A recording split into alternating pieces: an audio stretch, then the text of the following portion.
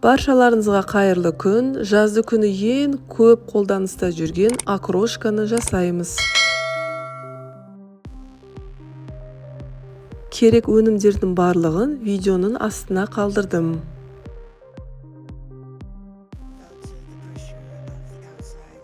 Жұмыртқа мен картопты бір күн бұрын қайнатып алсаңыз, сырттары өте жақсы ашылады.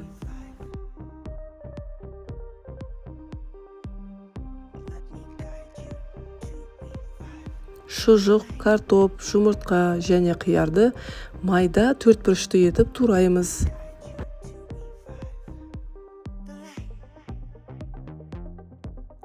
Бір бума аскөкті өте майда етіп тураймыз.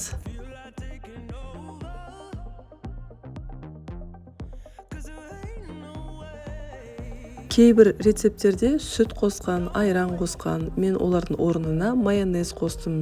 Сол себепті ерекше дәм шығады.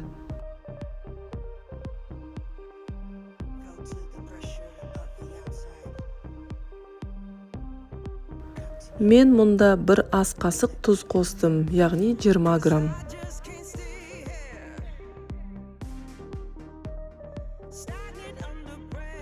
Кез келген минералды суды қолдансаңыздар болады.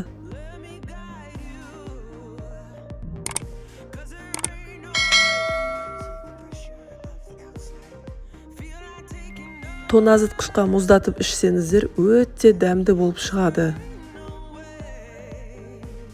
Дайын болған окрошканы жақсылап араластырып, ыдыстарға құямыз. Сіздерге ас болсын.